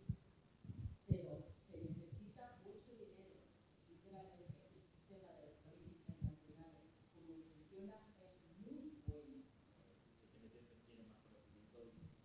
A mí me hubiera encantado muy bien de mis hijos. Me hubiera encantado, pero no me dio la gana. Sí, pero que la futura jefa del Estado se forme en el extranjero, no sé. No, o sea, no es un tiempo extranjero. Es una oportunidad de conocer tantas educaciones distintas, tantos sistemas políticos distintos. Estamos hablando de que la princesa de España ha estado 2 años relacionándose con chicos y chicas de 80 países distintos.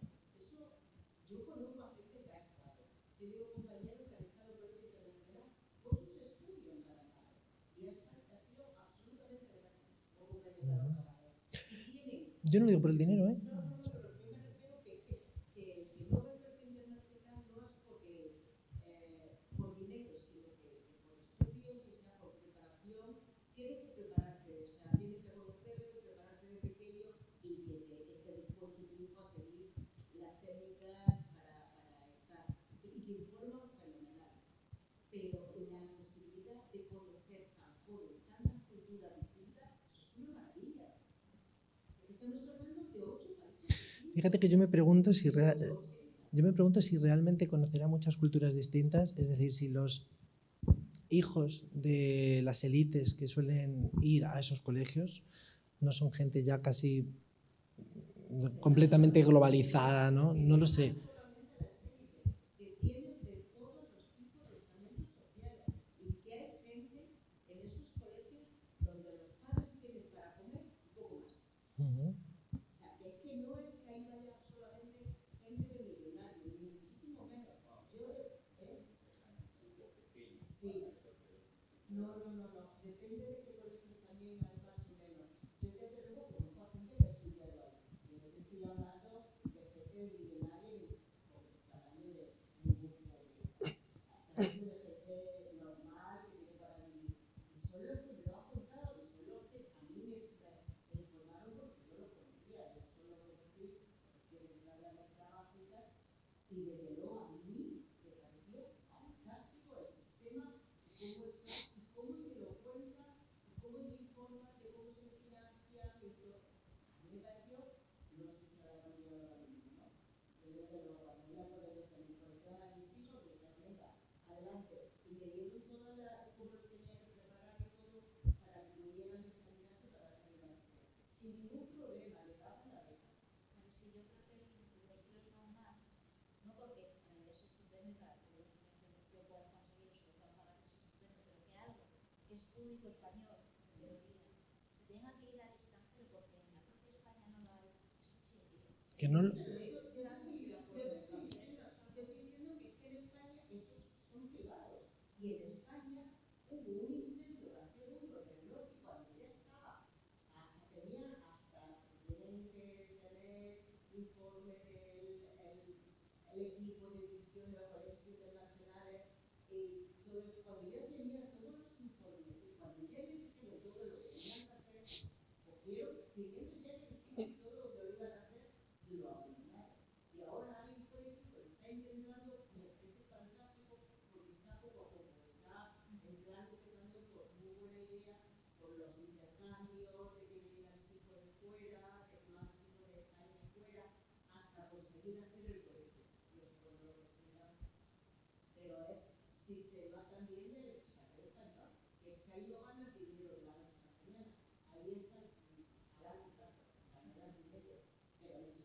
estabilidad porque tienes unos controles todos los años muy y ahí, como eres bueno o no eres. Pero desde India hasta arriba, a ver, te exigen para todo y ahí no va, todos los chicos les exigen por igual y les exigen para todo. Yo ahora mismo lo estoy viendo demasiado porque es lo que me han contado y es lo que he visto. Y desde luego que yo fui a informarme y no he aquí, además de que yo ninguno de los que informado. Mis compañeros de trabajo que habían estado en eso. Yo había hecho la primera vez. Y me poniendo la empresa. Y vamos, a lo mejor de un trabajador, sí. Yo no puedo hablar, yo sí conozco más la universidad. No, yo me refiero al colegio internacional, es que eso va.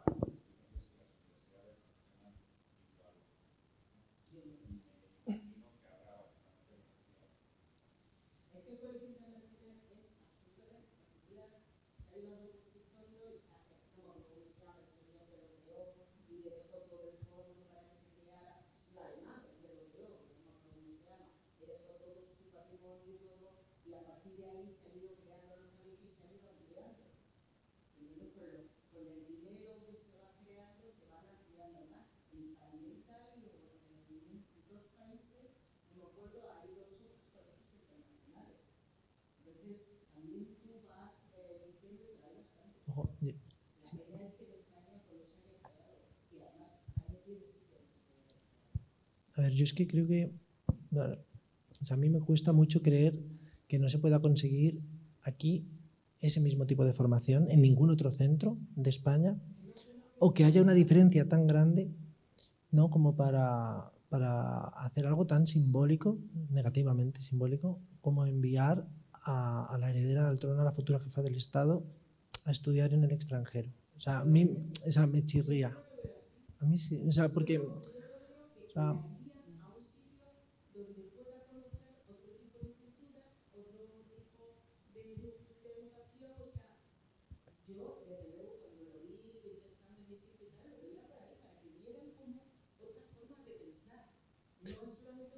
por supuesto, pero eso no se puede hacer, o sea, primero, no se puede hacer de otras maneras, ya sea, pues yo que sé, en veranos, mandándola, yo que sé, a campamentos, a escuelas de verano, lo que sea.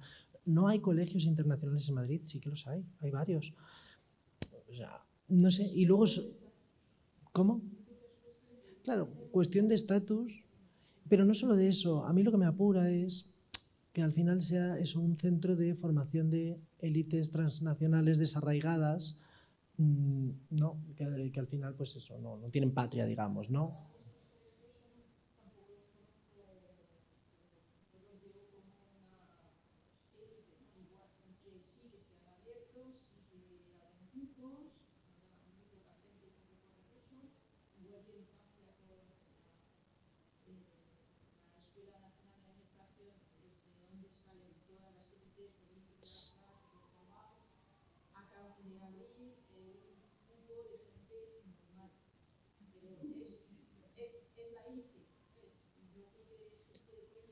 Pero es una élite nacional. El problema es que aquí yo no sé hasta qué punto... O sea,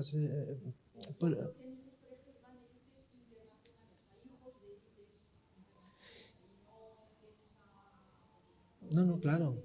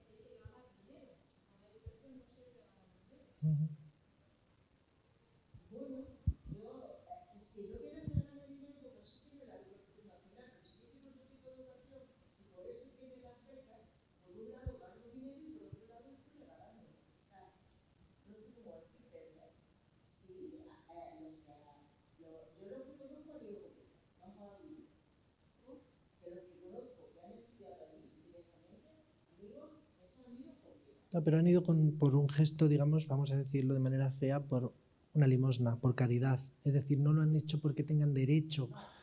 Mientras que a la educación pública... Sí, pero quiero decir que cuando uno al bachillerato en un instituto público lo hace porque tiene derecho a hacerlo, nadie le puede impedir hacerlo. Entonces, la idea sería que en los institutos públicos el nivel fuese tan alto como en esos sitios. O sea, pero y tan bueno y para todos, ¿no? Bueno, pues yo no sé cuánto tiempo tenemos, por si me da tiempo a plantear alguna cosita más. Vale. Sí, es otra cosa que es una cosa que no ha salido, que es qué le pasa a nuestra izquierda con España. O sea, yo creo que es una cosa que no ha salido en ningún momento y yo creo que es de los mayores problemas que tenemos ahora mismo en España. O sea, un momento. Yo recuerdo esto, bueno, no es que lo recuerde, o sea, he leído sobre ello. Sabéis que en el año 96 la Liga Norte en Italia, Umberto Bossi, uno de los mentores de Salvini, también proclamó la independencia de la Padania, de toda la parte norte, ¿no? Por encima de la llanura padana, proclamó esa independencia en el año 96. Quien más salió a defender la unidad de Italia fueron los partidos de izquierdas, pero porque quienes pactaban con ellos, quienes pactaron luego con la Liga Norte y siguen haciéndolo hoy, pues eran el partido de Berlusconi, ahora los de Meloni, etcétera. O sea, en Italia era la derecha, que de hecho es Meloni la que ahora está concediendo, o sea, no sé exactamente qué, pero bueno, está llevando a cabo medidas federalizantes, o sea, descentralizadoras en Italia. O sea, en Italia ocurre lo contrario que en España. Lo que simpatiza con los regionalismos, etcétera, como es lógico a mi entender, es la derecha, mientras que la izquierda defiende pues la patria común, el territorio común, el espacio público que es de todos porque no es de nadie ni más de unos que de otros, etcétera. Entonces, ¿por qué aquí en España eso no ocurre? ¿Por qué?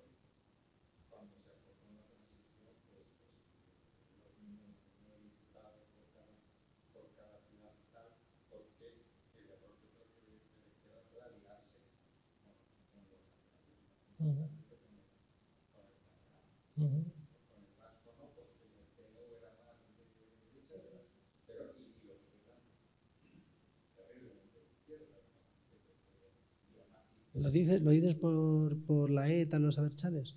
Yo es que no les veo nada de izquierdas, claro. O sea, que ellos se dijesen y se sigan diciendo, pero yo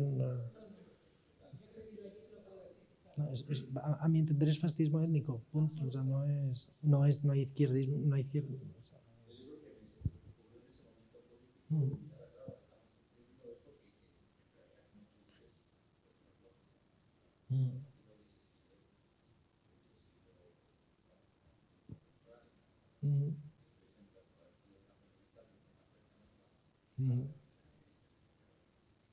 Yo es que no, o sea, creo que eso influyó y que eso sirve sobre todo como casi como excusa, ¿no? Es decir, es que como padecimos juntos, pues bueno, pues así. Pero es que según tengo también entendido, realmente los separatistas, los que luego fueron separatistas explícitos, tanto vascos como catalanes, no sufrieron realmente en la dictadura, o sea, no sufrieron especialmente, siguieron siendo siempre las élites de sus respectivas regiones completamente integrados en el régimen. Y el catalanismo, particularmente el catalanismo más que el vasquismo, fue franquista hasta la médula, siempre, o sea, desde el principio hasta el final. O sea, no, quiero decir, no... O sea, y quienes verdaderamente sufrían, sobre todo en Cataluña, como en el resto de España, eran las clases bajas, que casualmente en Cataluña eran en gran parte llegadas de otras partes de España, o sea, que eran castellano-holandes. O sea, yo no sé hasta qué punto eso vale. Luego también es verdad que lo del franquismo pudo recrudecerlo, pero por un lado el franquismo acabó hace casi 5 décadas, o sea, como para que durase tanto. Y luego es que no estoy seguro de que eso no venga también de antes, porque en los tiempos, por ejemplo, de la Segunda República, o incluso si nos vamos más atrás a la Primera República, ¿no? Estos pruritos de descentralización, federalismo, cantonalismo, etcétera, pero venían de la izquierda. Y a mí eso es una cosa que me funde los plomos, o sea, me fascina. O sea, ¿por qué sucede? ¿Por qué le ocurría eso? O sea, casi genéticamente, o sea, germinalmente a la izquierda española. El rechazo de la propia nación política y esa especie de atracción, de fascinación.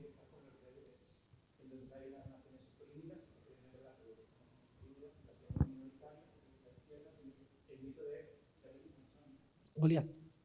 Goliat.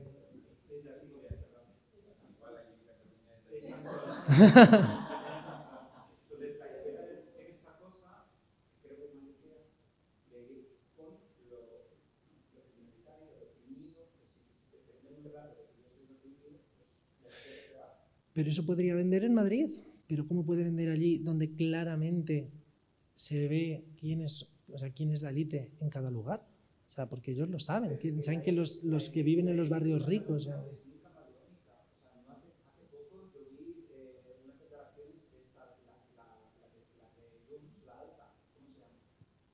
Laura Borràs. Laura Borràs. Laura Borràs. En una entrevista diciendo, yo soy de izquierdas. Y te lo crees, ¿por qué? Porque habla en catalán, y en catalán es todo lo bueno. Se asocia catalán a la verdad, a todos los valores del alma, del espíritu, de la nación, del sentimiento. Entonces te lo crees, tú tienes que decir a la gente sí, es que votar a Junts es votar a Esquerra. Es que hay tal huevo roto, frito, reventado en la cabeza, que no... Pero mucha gente sabe que Junts es CiU. O sea, la gente quiere decir que es lo mismo. O sea,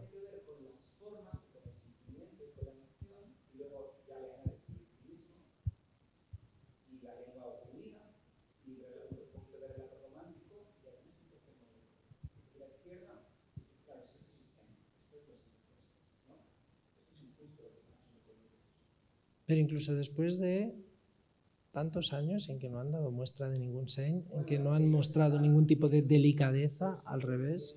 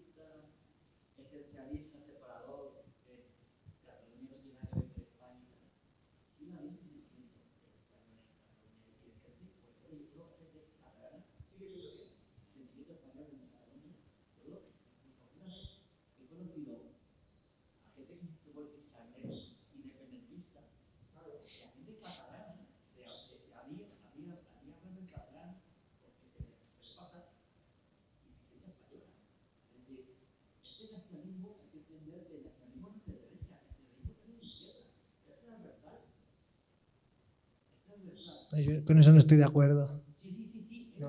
No.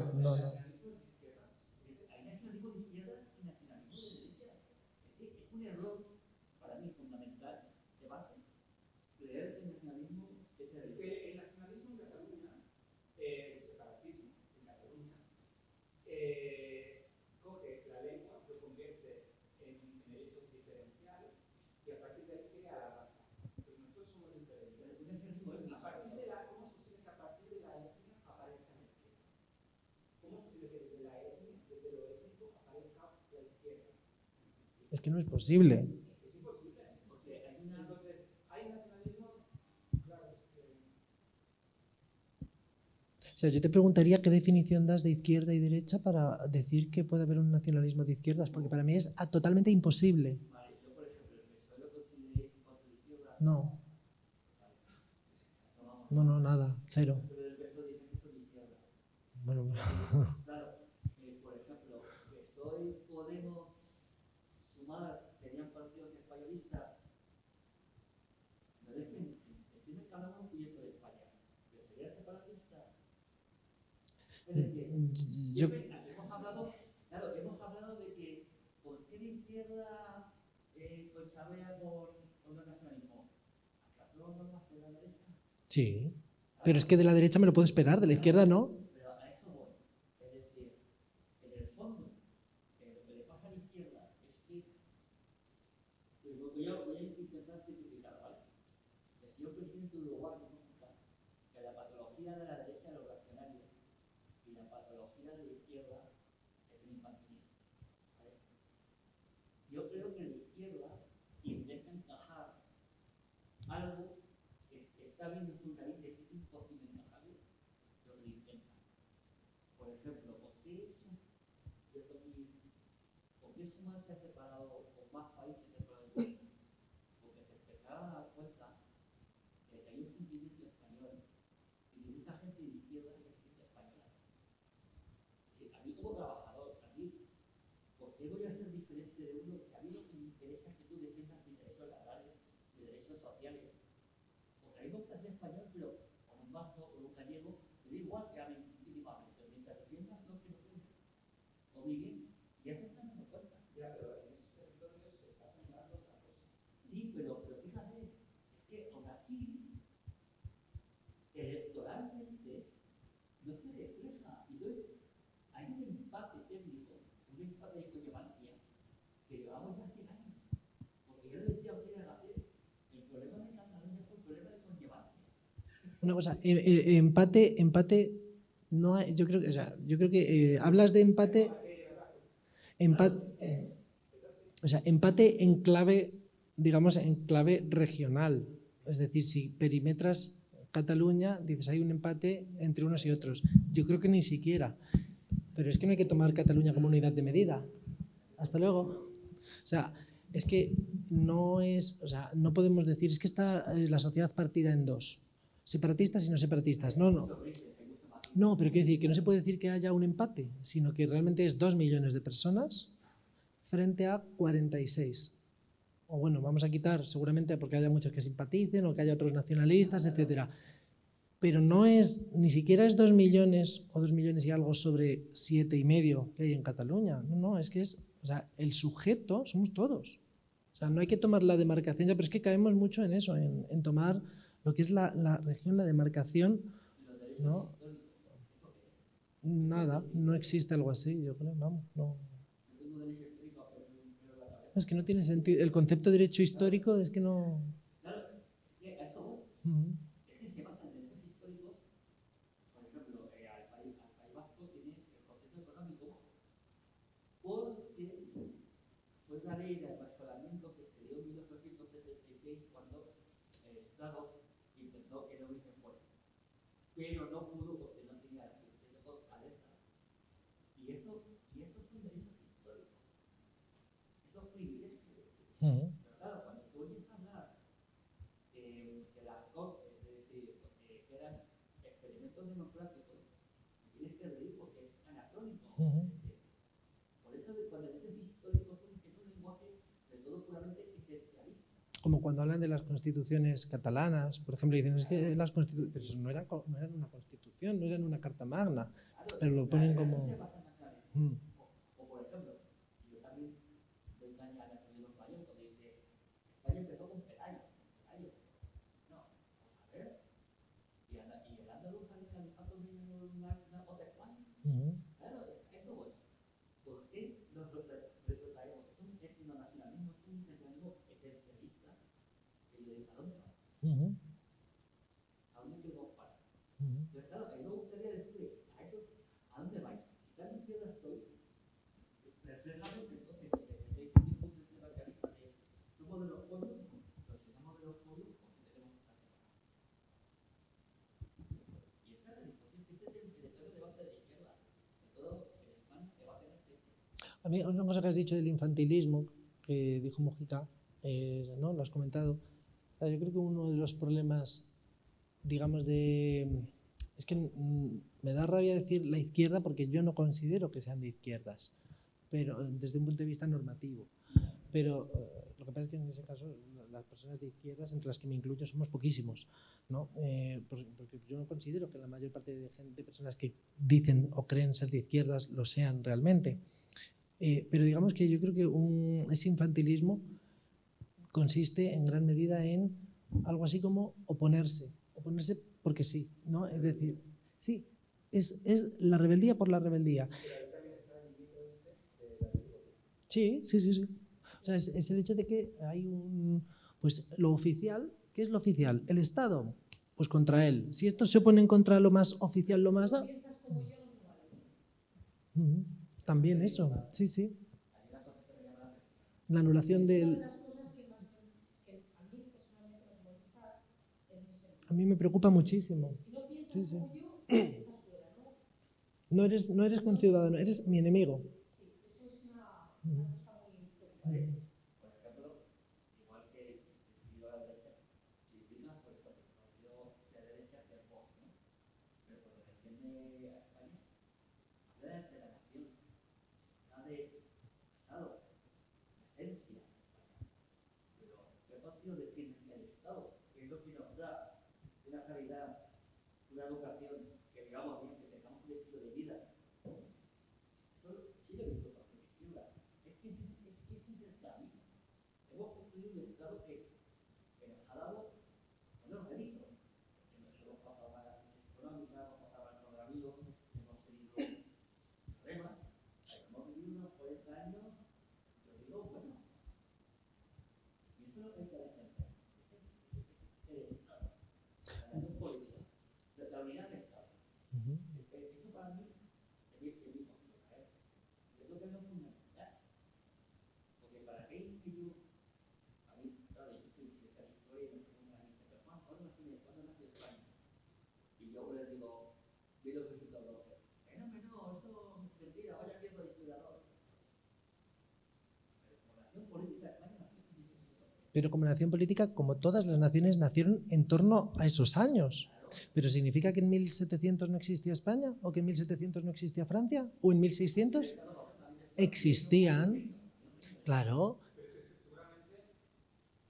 Seguramente sin la nación, no lo tengo claro, pero seguramente sin esa nación histórica, sin ese antiguo régimen, no hubiera sido posible llegar a tener esa nación política. O sea, hubo unos gobernantes del antiguo régimen que hicieron sus conquistas, hicieron sus avances tecnológicos, hicieron sus avances, ¿no? de lo público y lo privado también, ¿no?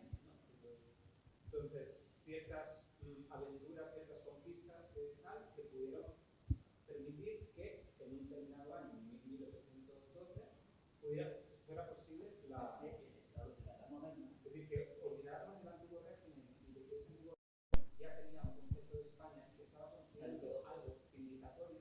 Que tiene la fantasía, ahí como dice. La Edad Moderna fue un periodo de transición entre el concepto patrimonial que tenían los reyes hacia un concepto de soberanía propio que ya se fermentó en el siglo XIX. Por eso fue el cambio de edad moderna a edad contemporánea. Es decir, pasado de ser súbdito a estar en Estado reglamentario a ser ciudadano. Sí, lo que te digo es borrar y decir, mira, que el antiguo régimen y la nación histórica ya es existencialismo. No, yo creo que ahí se está. Lo que yo digo es decir, en el nacionalismo más o más. En ese pasado, en lo que está construido. Bueno, a partir de ahí se basan en distorsión del pasado. Claro, exactamente. Entonces, yo creo que hay una distorsión del pasado y creo que hay un pasado. Yo te digo que yo creo que Vox puede distorsionar el pasado. Claro, también lo hace, también porque esto es parte de la historia. También la historia dice que en 1714 en Cataluña, de verdad, ese país no es moderno. Pero de los años de además, la marca Zamora, con estos discursos políticos para la libertad de toda España. Claro, para el resto de España, la América Nova es que es hoy en día la América Nova. ¿Qué es hoy? O sea, es todos los independientes. Claro, o sea, el movimiento, todos los atletas eran todos a la estatua de la Casa Nova. Y luego la Cuando era alguien que estaba preocupado por la unidad de España. Claro. Pero eso distorsiona. Claro,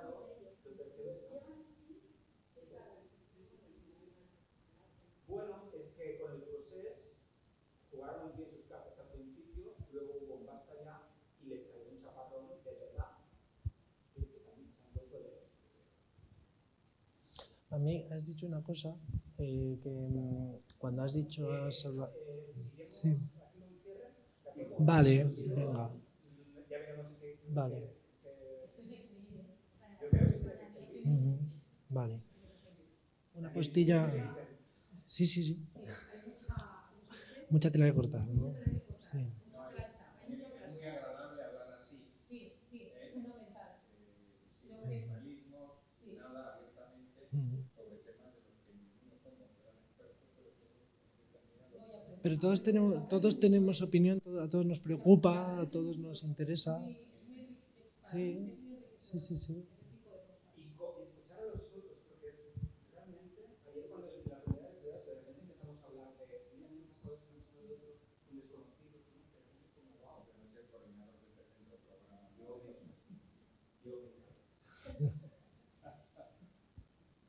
Bueno, pues si queréis entonces lo dejamos aquí. ¿Una conclusión sencilla? Es que no, yo creo... Nada, he apuntado palabras clave para antes de que nos marchemos a hacerles una foto sobre cosas que han salido, bueno, también cosas que se podrían haber discutido. Discutir, por ejemplo, el concepto de autodeterminación, a ver qué es eso. ¿Qué es un referéndum? ¿Qué es un referéndum? Sí, ¿no?